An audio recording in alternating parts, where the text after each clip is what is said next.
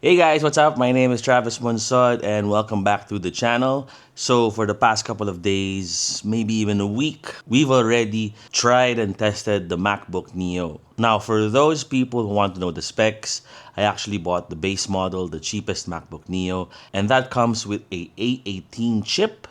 Of course, it's a phone chip, but it's now in a laptop.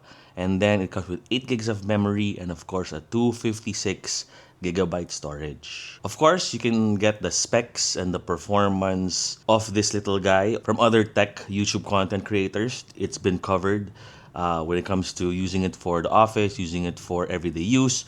You can do a lot. You can go to a lot of these channels and look up, of course, the everyday use.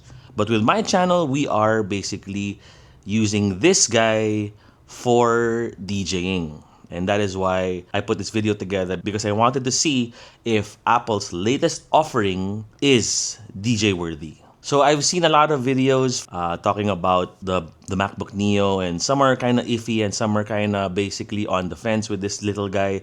But yes, there are pros and there are cons. All right. So first, I'm gonna start with the build factor of this guy. Let me get this guy and show you right there. So the build factor is, I like the build factor. It's very, very small. I showed it to actually some of the DJs that I bumped into over the weekend and a couple of days ago, and they were surprised that it was actually a very, very small and light machine coming in at with a 12-inch screen.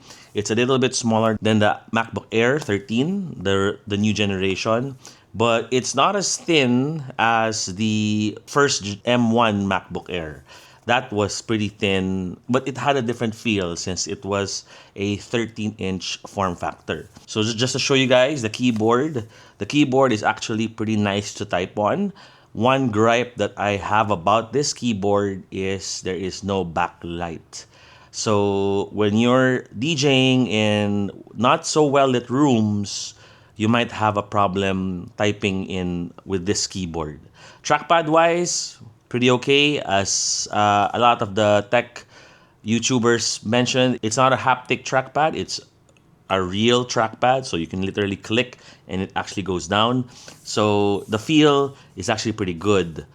The 12-inch screen, no problem. I have actually my settings to the smallest size of the font, so I can get a lot packed into a small screen, but that's just me. Basically, the screen is actually pretty good DJ-wise, and I have no problems there. So again, those are the pros. The only cons I see, of course, so far with this right here is the keyboard. Now, going to the port selection, the ports are over here. You have one USB 2 and one USB 3 port. No Thunderbolt ports available on this little guy. That's how Apple kept the price down. So far, so good. I've only used my Denon DS1. I've hooked up some controllers like the WeGo 4 and my DJay RR.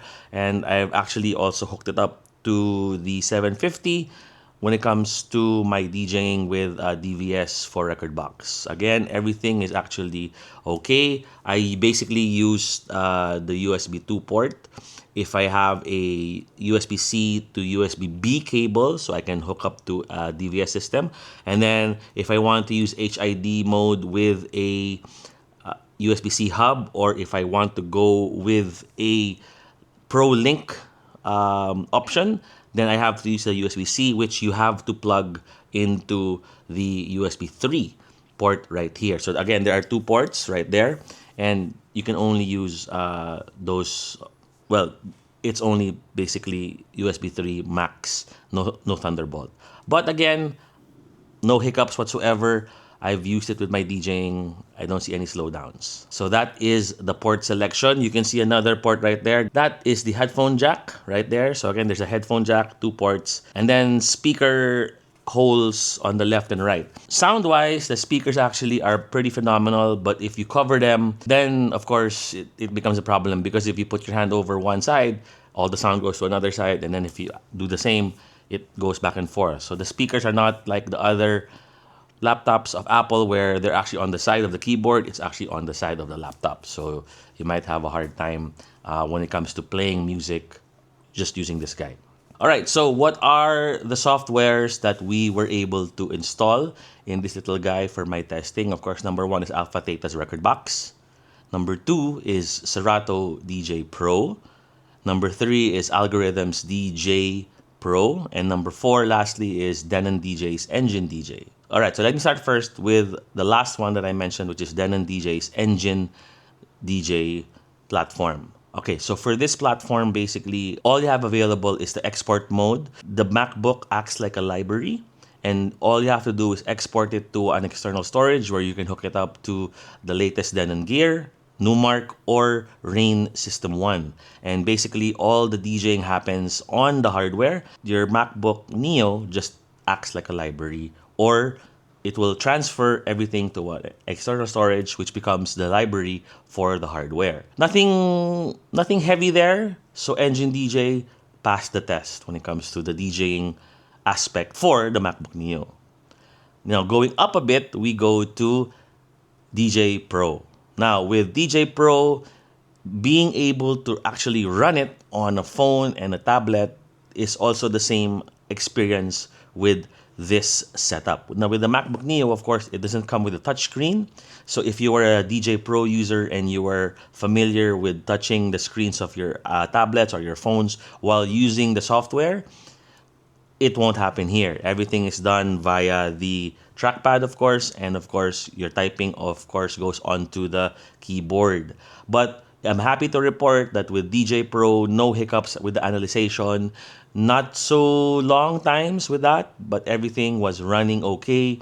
I haven't tried the DVS version, of course, of DJay Pro as I don't have the proper equipment. But when it comes to the WeGo 4 and, of course, the performance of the DJay Pro app in that particular setup with a controller, flawless. Everything was running fine. There was no hiccups. Everything, even when I was loading the next couple of songs fast, just trying to look for another song to play, loading it, unloading it, loading another track, no hiccup whatsoever. So DJay Pro, again, passed with flying colors.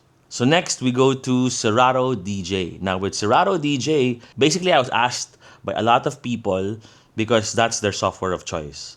When it comes to Serato Pro, I actually used Serato Pro with the DVS, and then I used Serato Lite with the controller. Again, no hiccups whatsoever. I've only noticed a couple of quirks that might irk some people. Mainly is the iTunes loading time. Meaning if you have your library on another app like iTunes or Music with Apple, for this guy, it took a while to load the libraries, and that's basically the only quirk that I actually noticed when it comes to DJing with the MacBook Neo.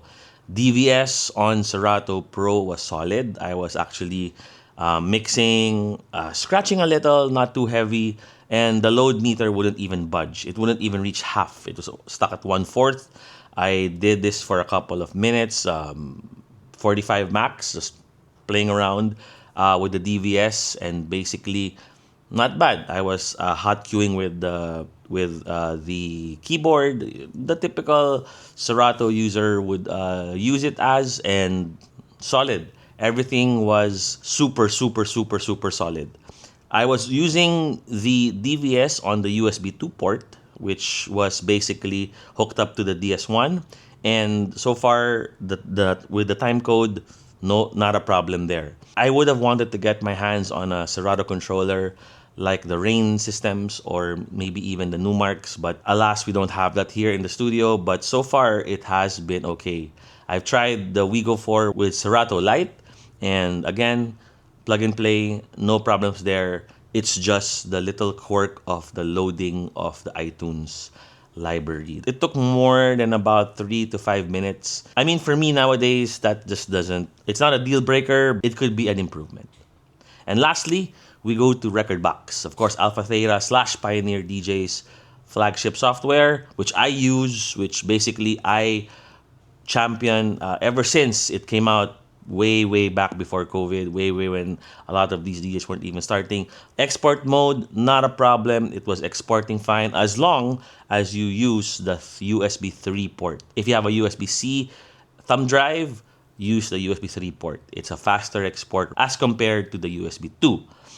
Again, there is a slowdown, which is for me a con. If you're analyzing libraries. Like if you follow me on social media, I've analyzed libraries. One was a 55 track library, which was playlist A, which I spoke in my previous video about. And then the other playlist, which is playlist B, was about 1003 to 1400 tracks. And with the A chip, there you could only analyze 2 or 3 tracks at a time. Whereas if you go with the M chip on the higher models like the MacBook Air or the MacBook Pro, you get more than that analyzing at the same time. But of course, once they are all analyzed, RekordBox is good to go. We have done HID mode, we have done DVS, we have exported. Everything is actually pretty okay. The ProLink mode, very flawless. HID, again, you just have to configure the situation with the players and you're good to go. Tried scratching with it, mixing well. Even the controllers, hooked up the Wigo 4, hooked up the DJay RR. We just had to install the proper drivers, of course, when it comes to the MacBook Neo, but everything was good to go. Except that sometimes you have to restart the laptop just to get the audio routing and the audio in and out going properly. It sees the hardware, but it doesn't actually go through with the proper actions. So basically, that's my experience with RekordBox. With a couple of irks here and there, which is basically the analyzation, and those are small things. Once you get that done, then it's a good experience. RekordBox on this thing is solid so far. Okay, so what are my final thoughts when it comes to this little MacBook Neo as a DJ? Number one, form factor, size, and battery life, very good. Works with the chosen software, whether it's RekordBox, whether it's Serato, DJ Pro, or even Engine DJ, works very well. Very portable, again, very nice keyboard to type on, very responsive trackpad. Here are my little cons. Number one is the storage. With 256, you might have a limited library as compared to others, where my MacBook Pro has 512, so that's basically my whole library there. Whereas here, I only have a couple of playlists, and I'm already eating more than half when it comes to the storage of this little guy. So my advice is, if you are planning to go into DJing and you want to use the MacBook Neo, is maybe have just one main library or one main DJ software to use. And of course, once you choose that, you can build your DJ library and your DJ workflow around that software.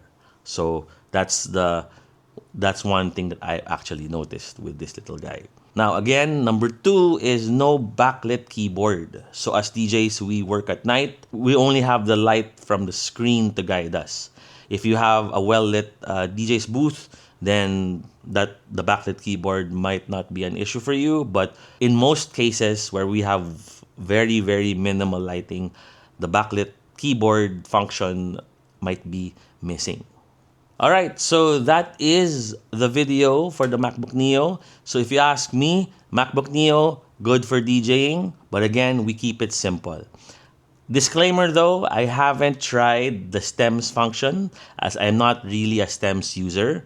But if you're going to be basically demanding more from your software, then I suggest going to a MacBook Air, which basically uses Apple's M4 chip now. So that would basically give you a better performance chip. So basically, who will probably get or use the MacBook Neo for DJing? Well, these are the college students, these are the high school students, or these are the first timers who already have the MacBook Neo because they entered the Apple ecosystem through this guy and want to expand or to practice.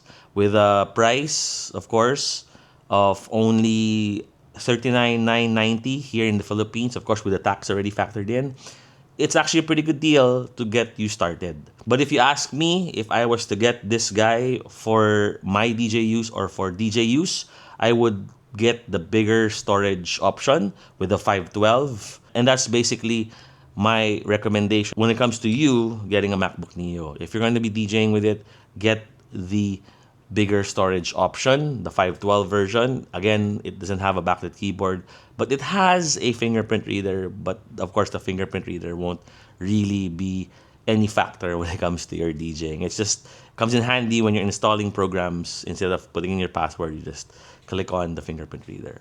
So that's the video. Do I regret buying this MacBook Neo for DJing? No, it's actually a pretty good experience. I've done actually work on it. I wrote the script for this video actually on this thing. Most of the script writing, most of the thoughts that I have, and putting this video together is actually done on this video.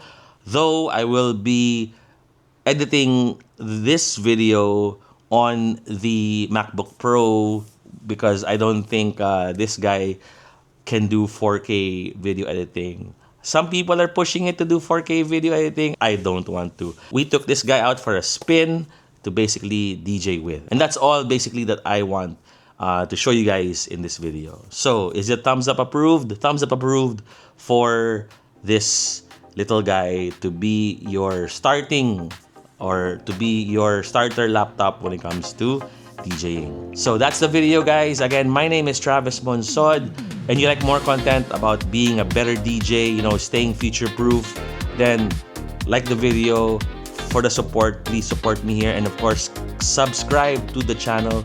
It would mean a lot to me if you guys keep on doing that so we can get more videos like this, more software, more hardware reviews, more trials, more errors. Let's grow this channel, of course, organically. Again, guys, follow me on all socials at DJ Travis Monsod. Alright, so you guys know the drill. I'll see you guys soon. Cheers.